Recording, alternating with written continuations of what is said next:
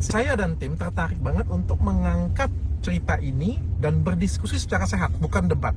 Ya, dari tim menyarankan untuk mengundang Donditan dan Elia di sini. Ya. Lalu dihubungi Donditan, kok Donditan bersedia.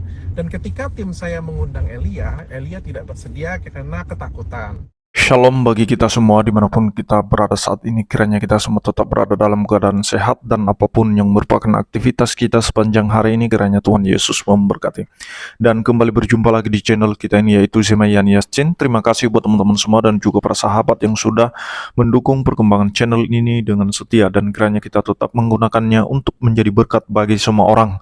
Nah teman-teman, pada video kali ini saya membagikan kepada kita semua klarifikasi dari Dr. Richard Lee terkait voice note-nya kepada Elia Myron, di mana di dalam klarifikasinya dia mengatakan bahwa Elia Myron itu takut berdiskusi dengan Donditan atau Ustadz Felix Xiao. Tapi ini dibahas oleh channel Risans Channel ya, dibahas, dan mari kita simak videonya yang berikut ini.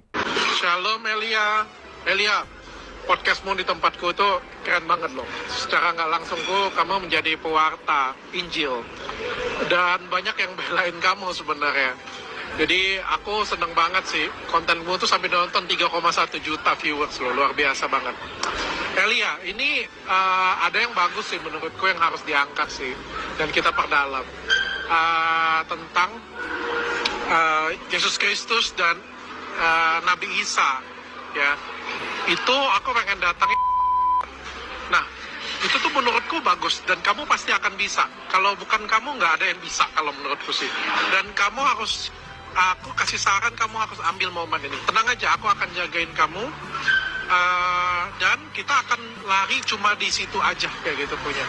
Dan menurut aku ini adalah momen yang tepat untuk mewartakan Injil, untuk misionaris ya, lebih baik. Kamu pertimbangkan ya, Elia. Thank you. Iya, jadi di dalam voice note ini, Dr. Richard Lee memberikan pesan suara kepada Elia Myron ya. Yang intinya di dalam voice note ini ada pesan-pesan yang disampaikan, yaitu bahwa Dr. Richard Lee mengatakan Elia ini seperti pewarta Injil gitu ya. Lalu juga isu tentang Yesus dan Nabi Isa ini adalah isu yang menarik untuk diangkat. Dan Dr. Richard Lee, dia berjanji akan menjaga Elia untuk mengangkat tentang isu ini.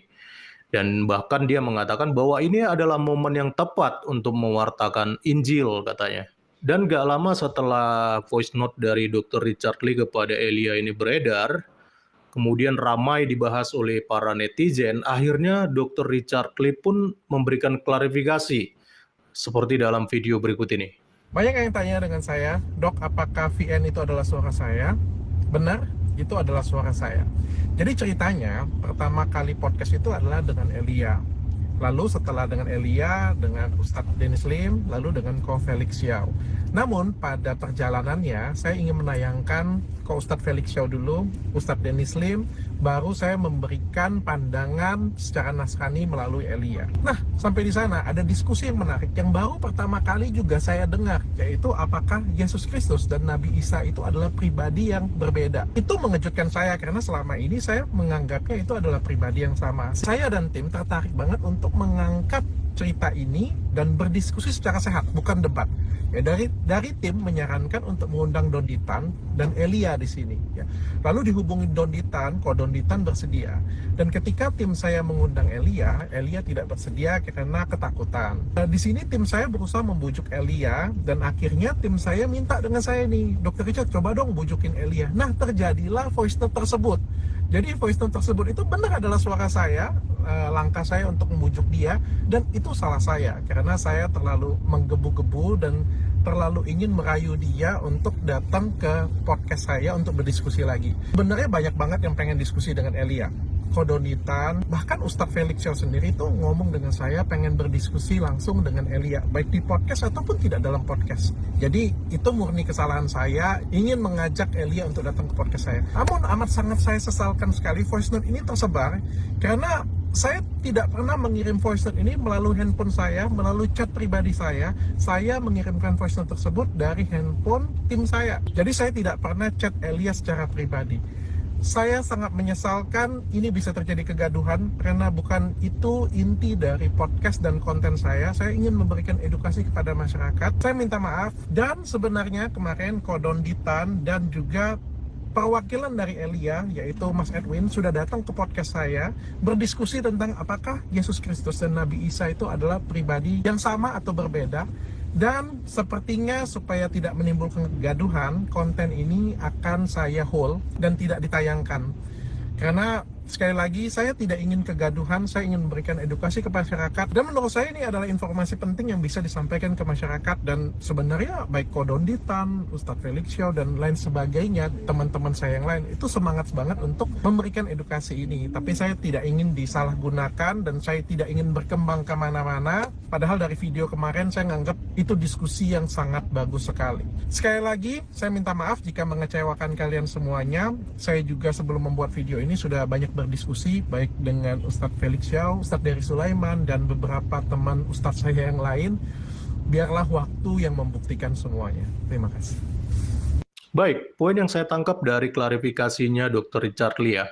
Yang pertama, Dr. Richard Lee ingin mengangkat masalah Yesus dan Nabi Isa ini. Karena dia sendiri katanya baru tahu kalau dua pribadi ini adalah dua pribadi yang berbeda menurut Elia Miron kemarin ya. Dan dia tertarik untuk membahas ini. Lalu yang kedua, Dr. Richard Lee tertarik untuk mendiskusikan hal ini dan dia berencana mengundang Donditan dan Elia untuk berdiskusi di podcastnya, tapi katanya Elianya ketakutan. Bahkan dikatakan banyak yang ingin berdiskusi dengan Elia, termasuk salah satunya adalah Ustadz Felix Xiao. Nah, yang menjadi masalah adalah pernyataan Dr. Richard Lee mengatakan bahwa Elia ketakutan. Ini kemudian dipahami oleh banyak netizen Muslim secara harafiah dan digoreng, seolah-olah Elia itu takut berdiskusi mempertanggungjawabkan narasinya dengan Donditan dan juga Ustadz Felix Xiao ya. Menurut saya ini bukan takut untuk debat ya, tapi lebih kepada sikap hati-hati dan juga waspada. Jadi gini, Elia ini adalah seorang pemuda yang masih belia ya. Dia ini dikabarkan masih berusia 19 tahun. Jadi ketakutannya untuk datang ke podcastnya Dr. Richard Lee itu bukanlah ketakutan dalam hal berdiskusi. Menurut saya bukan. Melainkan Elia ini takut. Jangan sampai hal ini akhirnya menjadi semakin ramai dan dipakai oleh sekelompok orang untuk memprovokasi dan menimbulkan kegaduhan. Karena seperti yang kita ketahui, kedatangan Elia yang pertama saja ke podcastnya Dr. Richard Lee itu dia sudah mendapatkan banyak tudingan dan ancaman yang sangat-sangat tidak mengenakan. Kalau kalian mampir ke akun TikToknya Elia, itu hampir semua komentar dari netizen Muslim, semuanya menghujat, memprovokasi, bahkan ada yang mengancam Elia. Coba kita bayangkan kalau Elia datang lagi ke podcastnya Dr. Richard Lee, dan kemudian dia berdiskusi dengan Donditan ataupun Ustadz Felix Xiao mengenai Yesus dan Nabi Isa, apa nggak makin ramai itu orang-orang subum pendek yang tidak bisa menerima perbedaan persepsi? Yang kasihan dan yang dirugikan siapa? Tentu saja Elia. Hujatan dan ancaman pasti akan semakin ramai ditujukan kepada dia. Bahkan saat ini saja sudah ramai seruan untuk melaporkan Elia terkait postingannya yang meminta Kementerian Agama untuk mereformasi tafsir Quran yang membawa-bawa Injil Kristen. Dan juga ada salah satu komentarnya Elia yang dianggap merupakan pelecehan terhadap nabi mereka. Dengan dua hal ini saja, orang-orang sudah ramai menghujat dan juga mengancam Elia. Jadi wajar-wajar aja kalau saat ini dia tidak mau meladeni ajakan berdiskusi di podcastnya Dr. Richard Lee. Karena saat ini sedang banyak oknum-oknum sumbu pendek yang mengawasi Elia untuk mencari-cari kesalahannya, dan ketika ada celah, mereka akan langsung membungkam Elia dengan berbagai cara. Ingat, diskusi yang diangkat adalah masalah Yesus dan Isa Al-Masih yang dianggap Elia tidak sama. Dan ini adalah diskusi yang berpotensi dua arah.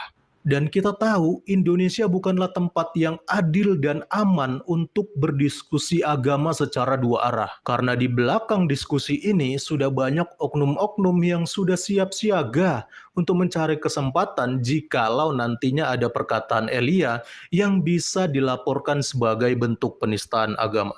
Salam kritis, Tuhan Yesus memberkati. Salam.